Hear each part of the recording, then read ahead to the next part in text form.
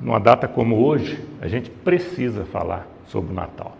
Né? Quando a gente fala sobre o Natal, num primeiro momento, é importante alertar que o verdadeiro sentido do Natal, o verdadeiro significado, propósito do Natal, ele tem sido deturpado em muitos lugares, em muitas famílias, e a gente precisa redescobrir qual que é, de fato, o verdadeiro propósito do Natal.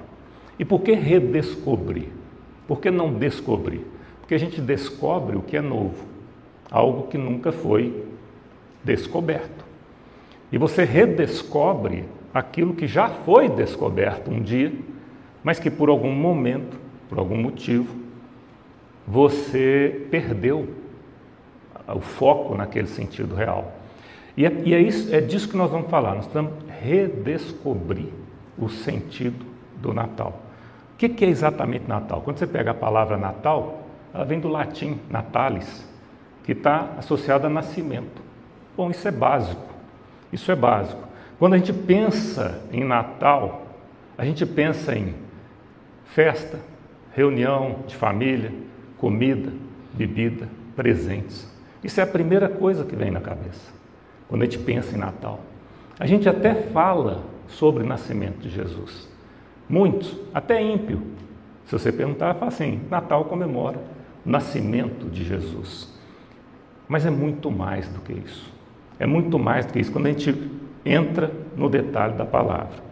Eu vou ler aqui um trecho da Bíblia, que está em Lucas, no capítulo 2, verso 8 a 11. Havia pastores que estavam nos campos próximos e durante a noite tomavam conta dos seus rebanhos. E aconteceu que um anjo do Senhor apareceu-lhes e a glória do Senhor resplandeceu ao redor deles. E ficaram aterrorizados. Mas o anjo lhes disse, não tenham medo. Estou lhes trazendo boas novas de grande alegria, que são para todo o povo. Hoje, na cidade de Davi, lhes nasceu o Salvador, que é Cristo, o Senhor. Amém? Hoje, na cidade de Davi. Só para você entender este momento, José e Maria já estavam juntos. Neste momento, Jesus estava nascendo, porque o anjo foi avisar, foi, olha, hoje na cidade de Davi nasceu o Salvador. E aí, quando você entende a história, porque José e Maria estavam na cidade de Davi. Mas o que é a cidade de Davi? É a primeira questão que a gente precisa entender, porque a Bíblia é maravilhosa, a palavra de Deus é linda. Cidade de Davi é Belém. E nascer o Salvador na cidade de Davi, ou seja, nascer o Salvador em Belém, era o cumprimento de uma profecia. Olha que coisa impressionante. 1 Samuel, capítulo 16, verso 1, diz assim, o Senhor disse a Samuel, até quando você irá se entristecer por causa de Saul? Eu o rejeitei como rei de Israel. Acha um chifre com óleo e vá a Belém. Eu o enviarei a Jessé. Jessé, pai de Davi. Escolhi um de seus filhos para ser rei. Então você vê Deus falando para Samuel, profeta, ir até Belém, onde estava quem? Jessé e os seus filhos.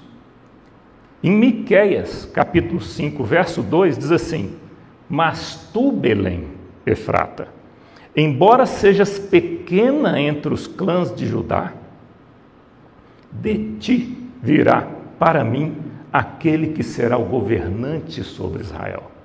Suas origens estão no passado distante, em tempos antigos. O Salvador, Jesus Cristo, nascer em Belém não é acaso, não é coincidência assim que ocorre na vida, é profecia. Lá no Velho Testamento já era profetizado que o Salvador nasceria em Belém. E agora, as coisas parecem simples, né? Como que José estava em Belém no momento do nascimento de Jesus? Para você ter ideia, estava José e Maria em Nazaré. Nazaré, que fica a 150 quilômetros de Belém. Nazaré, que é da Galileia, na região da Galileia, mais ao norte, enquanto Belém está na Judéia, mais ao sul. 150 quilômetros de distância. José e Maria se deslocaram, e tudo indica que se deslocaram a pé, provavelmente José a pé e Maria montada em algum animal. Por quê? Porque Maria estava grávida. E se deslocaram para Belém. Aí eu te pergunto, Maria grávida, 150 quilômetros para ir para Belém, José fez isso para cumprir a profecia? Na cabeça dele, não. Na cabeça de José, não. Olha que coisa linda. José fez por quê? Porque o imperador de Roma, a gente lembra que na época de Jesus, Roma dominava o mundo, era o Império Romano. O imperador de Roma, César Augusto, ele solicitou, fez um decreto, que se tivesse um novo censo, um recenseamento. E naquela época, como eram feitos os recenseamentos? As pessoas tinham que retornar às suas terras de origem, para que então fossem registradas, para poder saber então quantas pessoas tinham, quem podia se alistar, quem não podia, enfim, fazia todo aquele trabalho do censo. Então José, a partir do momento que César Augusto, né, imperador, decretou que tinha o recenseamento, ele precisou então, mesmo naquela situação, ou seja, com Maria grávida, ele precisou se deslocar para Belém. Na cabeça dele, ele estava simplesmente seguindo um passo natural, ou seja, estou indo porque eu tenho um compromisso em Belém. Mas só que antes já existia um propósito de Deus. Muitas vezes na vida a gente não consegue entender determinadas questões que acontecem, porque nossa visão é limitada. José conseguia ver aquele mundinho dele, mas ele não conseguia ver o todo. Quando ele começou a deslocar, são 150 quilômetros, uma viagem de 5 a 7 dias a pé. Quando ele começou a deslocar, na cabeça dele, ele estava indo cumprir uma obrigação legal. Às vezes não tinha nem essa dimensão de que ele estava no caminho de cumprir uma profecia messiânica. Por que profecia messiânica? Porque lá no Velho Testamento se falava do Messias. Para a gente entender o que eu vou discorrer aqui, é importantíssimo a gente entender essa divisão. Quando você fala Jesus nasceu, será o melhor termo para se usar? Jesus nasceu. Significa que antes desse nascimento não existia Jesus? Olha que coisa interessante. Ele é o Verbo que se fez carne. Ele é o Logos, eterno. Ele é parte da Trindade. Pai, Filho e Espírito Santo. Ele sempre foi, é e sempre será. Mas então, como que ele nasceu agora? Se ele sempre foi. Olha que coisa interessante. O Filho de Deus é eterno. Era, é e sempre será. Parte da Trindade. O Messias é quem os judeus aguardavam para vir à Terra. Eram as promessas, eram as profecias messiânicas. Falaram assim, ele virá para salvar o povo. Então, o judeu estava esperando um Messias. O evento do Natal, chamado Natal, do nascimento de Jesus, relatado em Lucas, diz respeito à encarnação do Deus vivo. A encarnação, o que nós estamos dizendo? Nós estamos dizendo que um Deus todo-poderoso, soberano, decidiu abrir mão dessa glória, abrir mão desse poder, desse status, dessa condição e se tornar carne para um propósito que nós vamos ver. Então, o nascimento de Jesus é, na verdade, a encarnação de Deus. Não confunda encarnação com reencarnação. Encarnar é alguém tomar um corpo na forma de carne. Ele era Deus, ele nasceu, né? ele conseguiu passar a ter um corpo de carne e osso, sangue.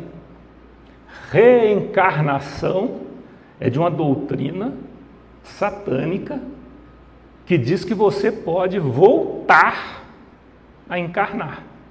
E normalmente a reencarnação é um corpo diferente. Porque se for no mesmo corpo, não é reencarnação, é o quê? Ressurreição. Isso tem na Bíblia. Nós temos alguns exemplos na Bíblia de pessoas que morreram e ressuscitaram. Qual que vem rápido na sua mente? Lázaro, primeira, né? Tem outras. Talita. Ressurreição é morrer e voltar para aquele corpo. Aliás, mais importante ressurreição do que a de Lázaro foi qual? A do próprio Jesus. Não é? Jesus morreu e ressuscitou ao terceiro dia. Ou seja, ele voltou ao corpo dele. Não confunda ressurreição, que é você voltar ao próprio corpo, isso tem na Bíblia. Reencarnação não existe na Bíblia. Alguém que morreu e voltou num outro corpo. Não, isso faz parte de uma heresia, de uma seita. Mas o que nós estamos falando aqui é de encarnação. Um Deus que se encarnou, que tomou a forma de homens. E o Natal, ele é cheio de simbolismo, repleto de simbolismo. Alguns pagãos, alguns, e os que valem, que deveriam ser o foco de todos, cristãos.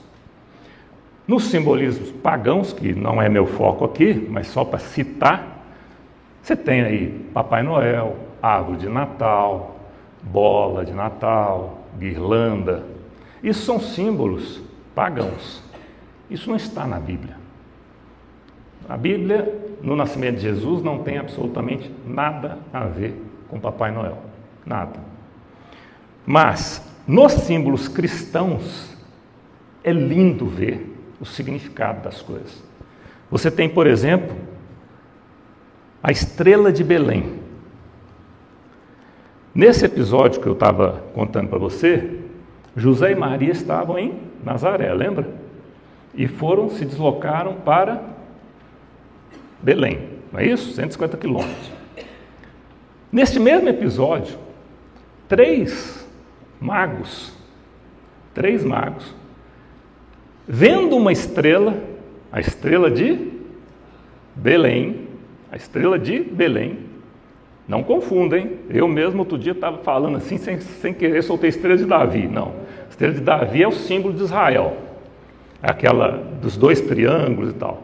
Estrela de Belém. A estrela de Belém era uma estrela mesmo, um astro. E esses magos acompanharam. O paganismo costuma chamá-los de três reis magos. Mas a Bíblia não diz que eles são reis, em nenhum momento. Se você estudar, você vai ver que não dizem que são reis. E a teologia chega à conclusão, com alguns estudos, de que eles eram astrólogos. A Bíblia fala magos, né, do Oriente, mas eram pessoas estudiosas e provavelmente pessoas que estudavam os astros. Por esse motivo, eles conseguiram perceber a estrela de Belém. E é claro que nisso tudo tem o propósito de Deus, né? Claro que Deus moveu o coração, a mente, né, desses três para que eles observassem e sentissem o desejo de segui-la. Por quê? Porque eles viram nessa estrela de Belém uma guia. Esse é um dos primeiros símbolos que nós podemos tirar para a nossa vida cristã. Se você é um cristão, você não tem que andar de qualquer forma, querendo simplesmente, sabe, que as coisas aconteçam porque tem que acontecer. Você precisa de um guia. E o seu guia quem é? Jesus Cristo. O guia do cristão é Jesus Cristo, é a palavra de Deus.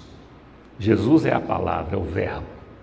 Aqui, na palavra de Deus, estão todas as orientações de como um cristão deve se comportar, agir. Assim como os magos tiveram essa estrela servindo de guia, e olha que coisa interessante, eles chegam num determinado momento, quando você sai de Nazaré para Belém, a estrada que existia passava por Jerusalém. Jerusalém fica a uns 9 quilômetros de Belém. Então, antes de chegar a Belém, os magos passaram por Jerusalém. E quem ficava em Jerusalém? Herodes. Quem ficava em Jerusalém era Herodes, que era o quê? Um governador que se submetia ao Império Romano. Então é que era o responsável pela área, pela região de Jerusalém. E que já estava preocupado com essa história de que havia um rei aí para nascer. Porque naquela época era muito comum você ter guerras entre nações, né, para poder manter o poder. Então ele ouvia falar que existia ali a possibilidade de um rei, né, dos judeus nascer. Quando os magos passaram por Jerusalém, os magos foram até Herodes e falaram com ele: olha, Herodes, nós estamos aqui querendo saber onde está o Salvador, né? Onde que ele nasceu, porque nós vimos a estrela guiando. Ou seja, ele está dizendo para Herodes o seguinte: olha, nós sabemos que ele está por aqui, que a estrela está. E Herodes falou: não sei, mas se vocês encontrarem, nos avisem, porque eu quero ir lá, me curvar a ele,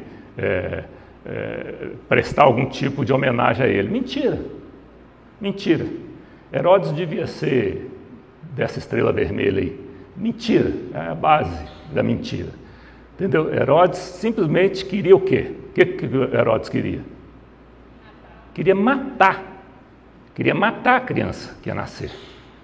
E mais tarde os próprios magos, a Bíblia diz, que resolveram voltar por outro caminho. Por quê? Porque Deus mostrou para eles que o que Herodes estava fazendo era mentir, né? Ele estava mentindo.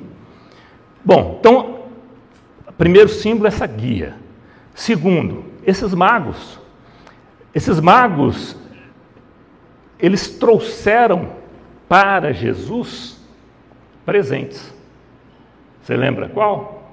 Ouro, incenso e mirra. Todos presentes valiosos. Todos presentes valiosos. Ah, mas ouro é que é valioso? Não. Incenso e mirra eram tão valiosos quanto o ouro naquela época. O ouro tinha um simbolismo.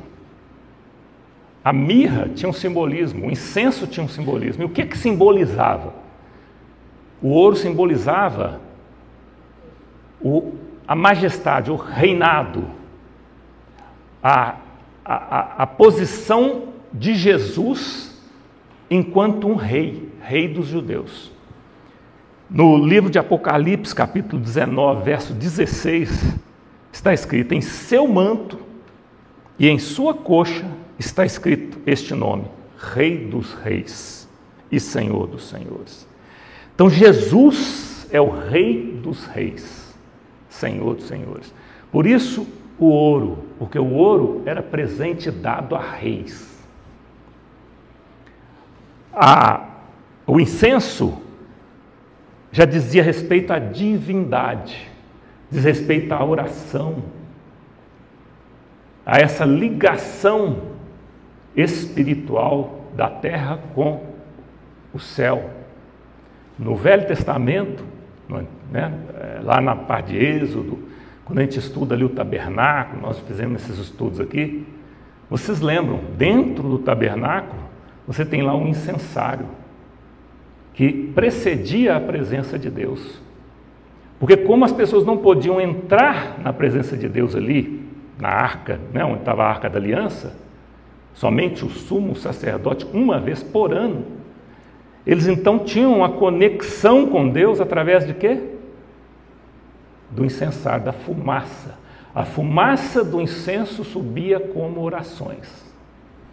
E aquilo batia no teto do tabernáculo e entrava e inundava a região onde estava a arca da aliança. As suas orações, a Bíblia diz, sobem como incenso. Então, este presente, o símbolo dele era transmitir, direcionar, apontar para a divindade de Jesus Cristo. Porque Jesus era homem, mas Jesus também era Deus.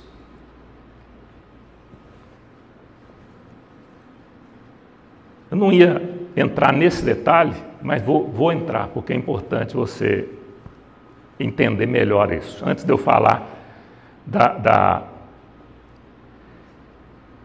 mirra. Quando você fala assim, Jesus era homem e Jesus era Deus, existem discussões teológicas. A Igreja Batista, através da Confissão de Fé de Londres, 1689, Declaração Doutrinária da Convenção Batista Brasileira, que é outra, ela adota a crença da união hipostática. Confesso a você que eu, há pouco tempo que me alertei, que dei atenção para isso. Nem no meu curso de teologia eu lembro de ter estudado essa união hipostática. Mas ela diz nada mais, nada menos do que o que eu já disse aqui em estudos anteriores, quando a gente estudou o tabernáculo. Que Jesus, enquanto estava na terra, também era Deus. Ah, pastor, mas o bispo disse que Jesus era 100% homem. Jesus era 100% homem. Então não estou entendendo mais nada. Como que 100% pode ser 100% mais 100%? É essa união hipostática, ou seja, se Jesus aqui na terra fosse só 100% homem, então Deus por um tempo ficou manco, porque a Trindade deixou de ser Trindade. Será que isso existiu? Deus era, Deus é e Deus sempre será o mesmo. Ele não muda. Então, o Filho nunca deixou de existir. O Filho parte da Trindade. Mas, pastor, a Bíblia também diz que ele era 100% homem. Sim, e ele era 100% homem porque ele assumiu a forma de homem. Por essa teoria, você tem primeiro o seguinte: por que Jesus era 100% Deus? João 1, ali entre versos 1 e 14, no princípio era o verbo, e o verbo estava com Deus, e o verbo era Deus, e o verbo se fez carne e habitou entre nós. Não deixou de ser o verbo, ele era desde o princípio. Colossenses 2,9 diz assim: pois nele habita corporalmente toda a plenitude da divindade. Ou seja, Colossenses, quando já está referindo a Jesus, pois nele habita corporalmente toda a plenitude da divindade.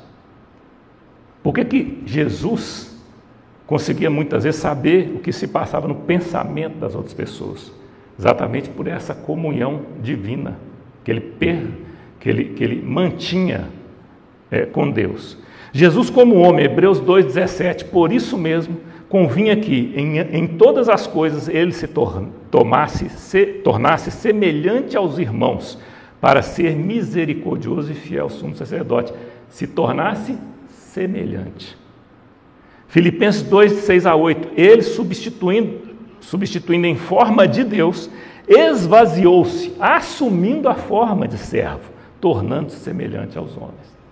Então, é uma postura dele, ele abrindo mão para poder assumir a forma, mas não deixando de ser Deus. E as duas naturezas em uma só. 1 Timóteo 2,5 diz assim, pois há um só Deus e um só mediador entre Deus e os homens, Jesus Cristo, homem. Olha que coisa impressionante. Há um só Deus, ou seja, o Deus trino, é um só, ele não muda. E um só mediador entre Deus e os homens, Jesus Cristo, o homem. Então, num período, ele era parte da Trindade e ele era homem 100%. João 10,30 diz assim, eu e o Pai somos um. Isso Jesus fala, eu e o Pai somos um. Ele, Jesus e o Pai somos um.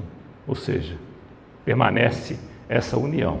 Então, é algo que a nossa mente às vezes tem dificuldade de alcançar, como outras coisas que dizem respeito ao mundo espiritual, mas essa união hipostática é a base para que nós realmente acreditemos que Jesus, de fato, foi 100% homem, mas também 100% Deus.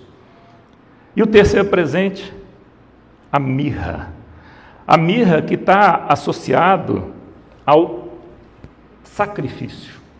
Então nós falamos aqui do ouro, que é a realeza, nós falamos do incenso, que é a divindade, e nós estamos falando do sacrifício de Jesus. Por que mirra diz respeito a sacrifício? Porque se usava esse perfume para embalsamar os corpos, para perfumá-los. Então, num processo de uma pessoa que morria, que tinha que ser embalsamada, usava-se a mirra para poder melhorar ali o aroma e tal. Então, a mirra, enquanto esse presente para Jesus, já apontava para o sacrifício de Jesus. Bom, primeiro ponto que eu levantei aqui os magos não eram reis. Não tem nada na Bíblia que diz que eles eram reis. Poderiam até ser, mas não tem nada na Bíblia que registra-os como reis. Agora, é interessante notar uma coisa. Em Mateus capítulo 2, versos 1 e 2, diz assim, depois que Jesus nasceu em Belém da Judéia, nos dias do rei Herodes, magos vindos do Oriente chegaram a Jerusalém e perguntaram, onde está o recém-nascido rei dos judeus? Vimos a sua estrela no Oriente e viemos adorá-lo. Olha como é que começa esse versículo. Depois que Jesus nasceu. Então, eles chegaram a Herodes depois que Jesus nasceu. Estudos teológicos baseados em documentação e em evidências mostram que Herodes morreu 4 anos antes de Cristo. Que complicação, né? Mas se ele morreu 4 anos antes de Cristo, como que ele estava vivo aqui, tendo Cristo já nascido? Mais uma questão que leva a gente a perceber que a data que nós utilizamos, provavelmente ela é imprecisa. Provavelmente nós não estamos aqui em 2025. É possível que a gente esteja em 2029, 2030 ou 2031. Aliás, 2024 nós estamos, né? Então nós não estamos em 2024. Nós estamos em 2028, 29 ou 30. Porque há ali uma variação de 4, 5 ou 6 anos para poder a conta fechar entre a morte de Herodes e esse evento que Herodes participou, que Jesus já tinha nascido. Isso muda alguma coisa? Nada. Do ponto de vista teológico, não muda nada. Mudaria do ponto de vista de nação se a gente já pudesse antecipar 2026, né? Que ninguém está aguentando. Se a gente pudesse antecipar e falar assim, já está 2026 e já fazer uma eleição aí, isso mudaria muito a vida de muita gente. Mas, oi? Seria ótimo, né, pastor? Mas do ponto de vista teológico, isso não muda nada. Não muda nada. Se nós estamos em 2025, 2028, 2029, e muitos pegam nisso para poder criticar a Bíblia. Outro dia eu liguei num History Channel para ver sobre questões da Bíblia. Achei que fosse um estudo sério, que ia me agregar. Eu só assisti o resto para poder ver o absurdo que era, em quase uma hora, as diversas tentativas de colocar a Bíblia como algo que fosse escrito por mãos humanas, cheio de defeitos, cheio de falha. Gente, fazer um estudo de quase uma hora, imagens fantásticas, produções fantásticas, com alto nível de teólogos, para provar o que a Bíblia já escreveu. A Bíblia já escreveu isso, que é loucura. As falhas, a gente está cansado de saber que tem coisas ali que não fecham, porque foram pessoas que escreveram o que ouviram falar. Pelo amor de Deus, o que falta nesse povo é sentir o poder de Deus, é sentir que mesmo com tudo que você puder achar de falha, de tradução mal feita, de mudanças às vezes até propositais, é você ver que mesmo assim a Bíblia presta para converter vidas, transformar e salvar. Porque esse é o grande mistério. Esse é o grande mistério. Com todas as falhas, defeitos e desafios que podem ser encontrados, é o livro mais lido no mundo. É o livro mais próspero. Não tem nenhum livro que conseguiu sobreviver igual a Bíblia. Mesmo sob ataque. Mesmo em regiões que não apoiam. Está a Bíblia lá, firme. Então não precisa gastar tempo em fazer, esforço para poder mostrar falha de Bíblia. A própria data, 25 de dezembro, o provável é que não nasceu em 25 de dezembro. O provável é que ele nasceu em março. Provável. Por quê? Porque nessa época, nessa região, é frio. E provavelmente os pastores não estavam pastoreando à noite. Mas isso é provável. Se o pastor que estava lá, que eu não conheço, for que nem eu vou de camiseta. 5 graus para mim, ainda dá para usar camisa sem blusa. Vai que eles estavam no frio lá mesmo. Mas agora eu te pergunto, o que isso muda? Hein, pastor? Tá vendo? Esse negócio não nasceu 25 de dezembro, não. Nasceu 12 de março. Ok. O que isso muda? Você sabe o que é importante perceber no Natal? O propósito. Porque o propósito do Natal é Deus deixando a sua glória, encarnando, assumindo a forma de homem para poder ser sacrificado por você.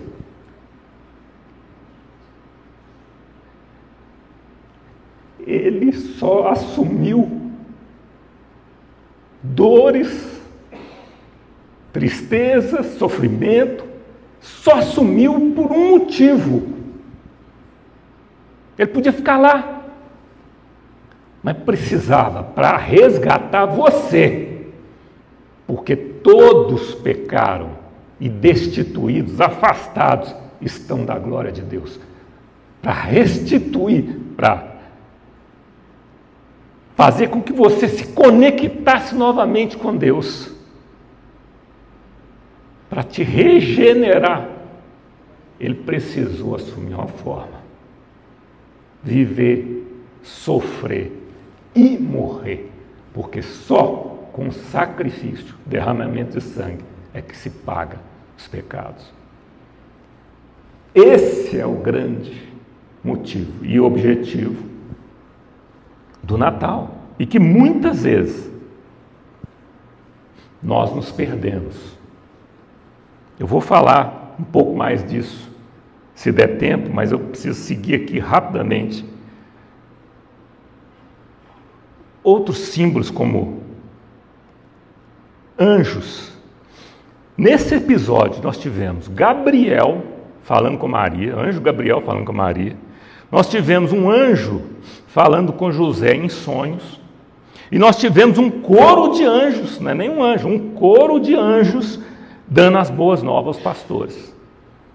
Isso aqui está, o primeiro em Lucas capítulo 1, 26 a 38, o segundo está em Mateus capítulo 1, 20 a 24 e 2, 13, e o terceiro que eu falei está em Lucas 2, 8 e 14, só para você ter registro aí. Mas anjo faz parte. E o que simboliza anjo?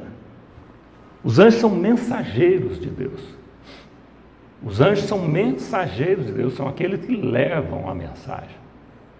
São aqueles que estão ao nosso serviço. Porque se nós estamos fazendo uma obra para Deus, então os anjos também estão ao nosso serviço. A Bíblia faz dos teus anjos ventos e dos teus ministros labaredas de fogo. Então eles estão ao nosso serviço. E se você é cristão, você precisa usar, você precisa tomar posse dessa ferramenta. Muitas vezes você está numa luta e que um anjo poderia te ajudar. Eles são mensageiros, estão ao nosso serviço. Outro símbolo, a luz. João 8,12, o que Jesus disse? Eu sou a luz do mundo. Eu sou a luz do mundo.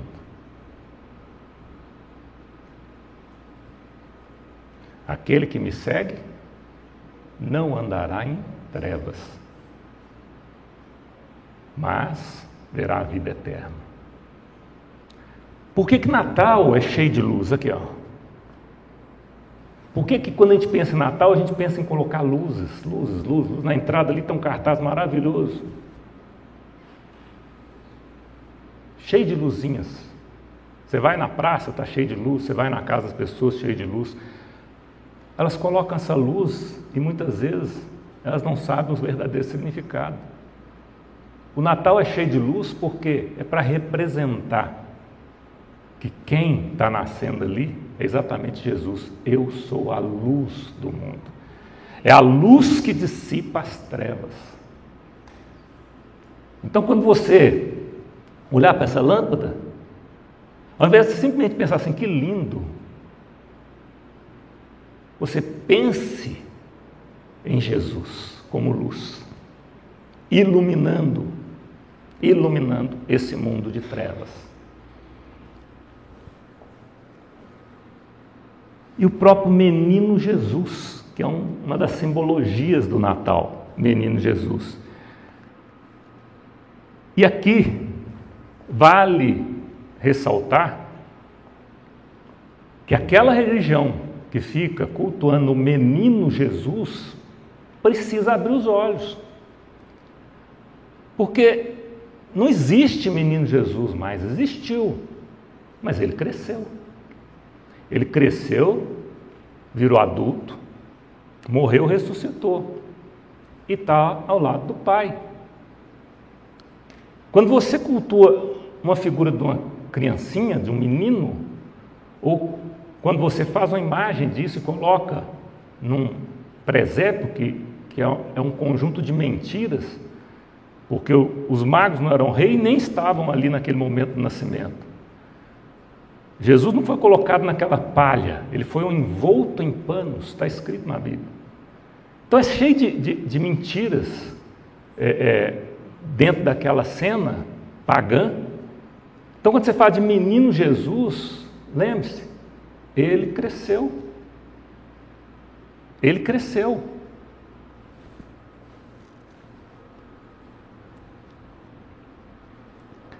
O nome utilizado no passado, quando falava, nas profecias, quando falava que ia nascer, era o nome Emanuel. Você pega Isaías 7,14. Por isso o Senhor mesmo lhes dará um sinal.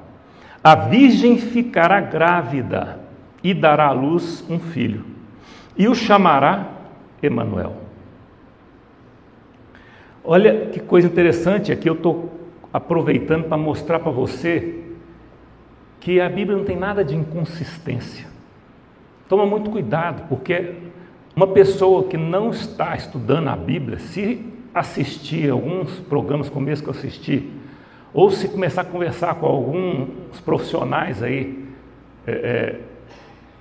paralelos, ela vai perder a fé, fácil. Porque é a coisa mais simples de você pegar e falar assim, está vendo como é que a Bíblia não tem consistência? Acabei de falar aqui, dará à luz um filho e chamará Emanuel. Isaías 7,14. Aí você vai lá em Mateus 1,21. Ela dará à luz um filho, e você deverá dar-lhe o nome de Jesus, porque ele salvará o seu povo dos seus pecados. Poxa, pastor, e como é que você fala que a Bíblia não está incoerente? Pois a Bíblia está falando, dá o nome de Emanuel, dá o nome de Jesus, é um ou outro. Mas não é isso. Emanuel significa Deus conosco. Eu não entendo de hebraico, mas no hebraico transliterado é assim: in, anu, el. In com, anu, nós, el, Deus. Deus com nós, Deus conosco. Esse é o significado de Emanuel. E olha o que está escrito no versículo. E o chamará. Não fala assim, não fala. E colocará o nome dele Emanuel. E o chamará Emanuel. Assim como fala assim, eu vou nascer e minha mãe coloca o nome de Robson. E você o chamará pastor. Percebeu?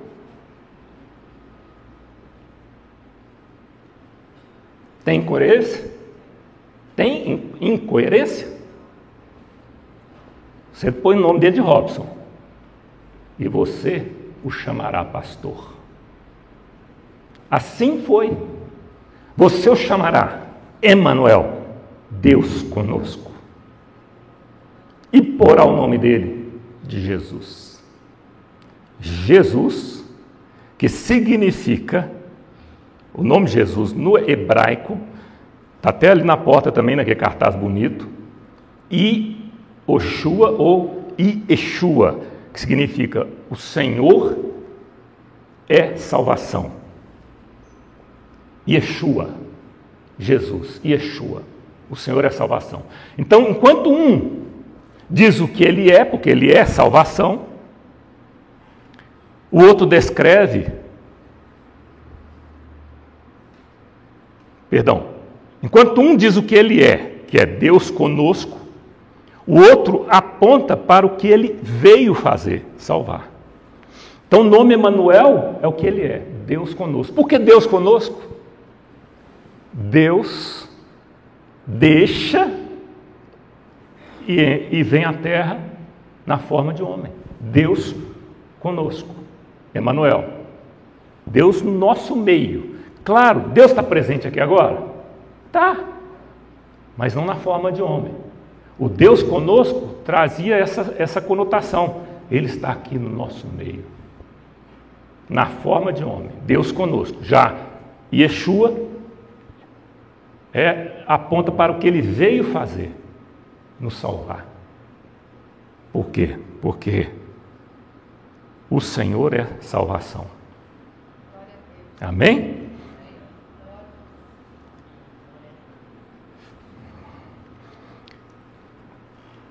Propósito do Natal. Propósito do nascimento de Jesus. Iniciar o plano.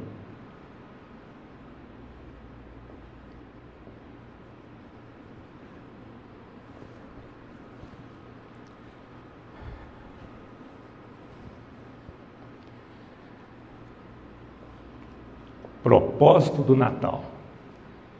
Iniciar o plano de redenção. Parou para pensar nisso? Você parou para pensar nisso? Que quando você comemora o nascimento de Jesus, você está comemorando o início de um plano que você deixa de se submeter à lei e passa a ter acesso à graça?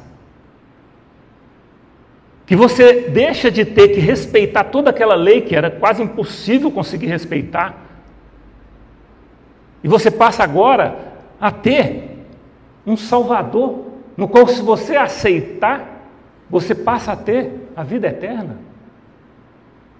Ou seja, é o início do plano de salvação, é o início da redenção. Antes do nascimento de Jesus, tinha Jesus? Como Jesus, não. Tinha o Filho de Deus. O Filho de Deus é antes de Gênesis. Porque fala, o princípio era o Verbo. Então ele era antes de Gênesis. Depois fizeram menção a Messias, que era aquilo que se espera, aquele Salvador que se espera Deus enviar. E muitos ainda o aguardam, infelizmente. Alguns judeus não reconhecem Jesus como o Messias. Eles ainda estão esperando o Messias, porque eles entendem que o Messias será um rei político, um líder político poderoso. E eles ainda estão aguardando. Qual judeu que não aguarda ainda o Messias? Os judeus messiânicos, que esses já meio que se converteram para o Evangelho, no Novo Testamento. Mas aquele judeu mais tradicional, que foca no Velho Testamento, ele está aguardando o Messias. Ele não reconhece Jesus como Messias. Mas até então tinha o Messias. Com o nascimento de Jesus, passamos a ter quem? Jesus. Então, inicia aqui, lá em 2 Samuel 7, verso 12 e 13, diz assim: quando a sua vida chegar ao fim, e você descansar com seus antepassados, isso aqui, é Samuel falando, é Natã falando para Davi. Isso aqui é Deus falando para Davi. Quando a sua vida chegar ao fim, e você descansar com os seus antepassados, estabelecerei a sua descendência que procederá de você, e firmarei o seu reino. É ele quem construirá um templo em honra ao meu nome, e eu firmarei o trono dele para sempre. Quando você lê isso aqui, parece que ele está falando do filho de Davi, Salomão, que vai construir o templo e tal. Só que na teologia, quando você aprofunda, você vê aqui, e eu firmarei o trono dele para sempre, eternamente. Aqui já era uma profecia do reino de Jesus. Aponta para Jesus. Mateus 21, 9, diz assim: a multidão que ia diante dele e o seguiam, gritavam: Hosana ao filho de Davi. Bendito é o que vem em nome do Senhor, Hosana nas alturas. Então, aqui você já vê que faz todo sentido falar do filho de Davi como Jesus, porque Jesus era tratado como filho de Davi. Por que filho de Davi? Por vir da linhagem de Davi. E vale a pena também lembrar que você tem a linhagem que é por DNA, mas você tem uma linhagem que é legalista. Por exemplo, tudo indica que Maria era da linhagem de Davi, mas a Bíblia não deixa claro. E quando você vê aquela genealogia da Bíblia, você vê que a genealogia para chegar em Jesus passa por José. Aí você fala assim, que aí esses críticos gostam, de pegar, mas aqui, se Jesus não nasceu de José, ele não é da linhagem. Do ponto de vista de DNA, está correto, mas do ponto de vista legalista, não. Por quê? Porque José estava com Maria, Maria tinha engravidado e ele estava assumindo o casamento com Maria, e para qualquer efeito da lei, Jesus era filho de José. Jesus era filho de José. Mas, sem considerar isso, a própria Maria, tudo indica pelos estudos teológicos que era também descendente de Davi. O que faz permanecer, né, aquelas profecias da raiz de Davi, né? A raiz de Davi, que é um termo utilizado para Jesus também. E é interessante quando se fala raiz de Davi. Por quê? Porque ela é muito mais do que descendência. Para e pensa, quando fala assim, que Jesus, né, quando faz uma referência a Jesus chamando de raiz de Davi, ela é muito mais do que descendência, porque raiz é antes. Quando você fala raiz de uma árvore, a raiz vem antes, para depois dar origem à árvore, não é isso? A raiz é que, então você vê que ao mesmo tempo que ele é da descendência, ele também é quem gerou Davi. Ou seja, é impressionante o significado desses termos utilizados pela palavra de Deus. Em Mateus capítulo 1, verso 18, diz: foi assim o nascimento de Jesus Cristo. Maria, sua mãe, estava prometida em casamento a José, mas antes que se unissem, achou-se grávida pelo Espírito Santo. Então, Maria, quando teve Jesus, ela era virgem. Por quê? Porque eles não coabitaram. José não tocou Maria. Mas, depois, a Bíblia relata, irmãos de Jesus. Então, tratar Maria hoje como virgem também não é correto, porque ela não morreu virgem. Maria teve outros filhos junto com José. Mas no momento do nascimento de Jesus, não. Nesse momento houve um milagre. Maria concebeu sem ter relacionamento. E a palavra diz que achou-se grávida pelo Espírito Santo. Motivo pelo qual Jesus é o único que conseguiu ter DNA humano e DNA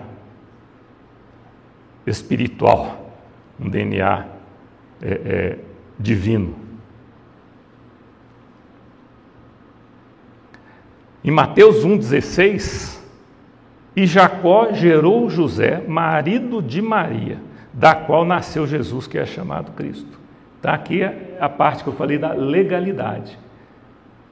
Jacó gerou José. Esse Jacó não é o Jacó lá, muito conhecido lá do Velho Testamento, não, tá? Jacó gerou José, marido de Maria. Ou seja, quantos nomes femininos são registrados na Bíblia? Poucos. Porque a cultura era patriarca, uma cultura que focava na linhagem masculina. Mas aqui a Bíblia fez questão de registrar José, marido de Maria. Ou seja, para mostrar que de José e Maria nasceu, né, Jesus, no sentido legalista. E como eu havia citado a questão da raiz de Davi, Atos capítulo 13, versos 22 e 23, depois de rejeitar Saul, levantou-lhes Davi como rei, sobre quem testemunhou: encontrei Davi, filho de Jessé, homem segundo o meu coração. Ele fará tudo o que for da minha vontade. Da descendência desse homem, Deus trouxe a Israel o Salvador Jesus, como prometera. Da descendência de Davi. Aqui, só isso aqui já garante que Jesus é descendente de Davi. Porque falou, da descendência dele trarei. Agora, se é por Maria, se é por José, se são por os dois, isso, se é legalista, se não é, se é só divino, isso pouco importa.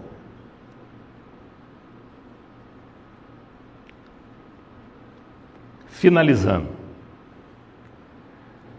João 1,14. E o Verbo se fez carne e habitou entre nós, cheio de graça e de verdade, e vimos a sua glória, glória como do unigênito do Pai. Aqui nós percebemos a encarnação. O Verbo se fez carne, primeiro passo. Segundo, Efésios 5:2. E andai em amor, como também Cristo nos amou e se entregou a si mesmo por nós, como oferta e sacrifício a Deus em aroma suave. Aqui, o segundo, sacrifício. Então, primeiro nós tivemos encarnação, depois o sacrifício. Ele se entregou por nós, em sacrifício, como aroma suave. E João, capítulo 1, versos 12 e 13. A redenção. Veio para o que era seu, mas os seus não o receberam. Mas a todos quantos o receberam, deu-lhes o poder de serem feitos filhos de Deus, aos que creem no seu nome. Mas a todos quantos o receberam. Jesus não veio para você. Olha que coisa interessante. Jesus não veio para você, veio para os que eram seus. Existia um povo escolhido. Existia um povo escolhido. E ele veio para esse povo. Esse povo o crucificou. Esse povo o condenou. Veio para o que era seu, mas os seus não o receberam. Mas a todos quantos o receberam, olha que coisa linda, deu-lhes o poder de serem feitos filhos de Deus. Uma coisa é você ser criatura de Deus, outra coisa é você ser filho de Deus. Criatura também está escrito, se eu não me engano, Marcos 16, alguma coisa lá. Ide por todo o mundo e pregai o evangelho a toda criatura. Criatura é que foi criado por Deus. Mas das criaturas tem aquelas que resolvem servir ao diabo, João 8,44. Vós tendes por pai o diabo. Quem tem por pai o diabo é o quê? Filho do diabo. Vós tendes por pai o diabo e quereis satisfazer os desejos do vosso pai. Ele é homicida desde o princípio e não se firmou na verdade, porque não há verdade nele. Quando fala, quando profere mentira, fala do que lhe é próprio. Consigo até enxergar a estrela vermelha de novo, viu? Quando fala mentira, quando profere mentira, fala do que lhe é próprio, porque é mentiroso e pai da mentira. Esses são aqueles que, enquanto criatura, resolveram servir o diabo, viraram filhos do diabo. Vós tendes por pai o diabo. Mas tem aqueles que Deus deu poder para se tornar filhos de Deus. Veio para os que eram seus, mas os seus não receberam. Mas a todos quantos o receberam, deu-lhes o poder de serem feitos filhos de Deus. Natal nada mais é do que a comemoração do início da possibilidade de você ser salvo sem precisar submeter à lei, que a lei era pesada. É o início do plano de salvação que conta com Jesus como mediador. Eu sou o único mediador. Jesus é o único mediador entre Deus e os homens. Jesus Cristo, homem. Amém? Então, nesse período, além de curtir esse clima gostoso de festa, além de curtir essas coisas bonitas, lindas de se ver, além de curtir os presentes que se recebem, além de curtir as guloseimas, porque as pessoas muitas vezes se reúnem para comer e festejar, lembre-se que você está comemorando o poder que Deus te deu para poder se tornar filho. Transformando nossas vidas, te adorarei, te adorarei.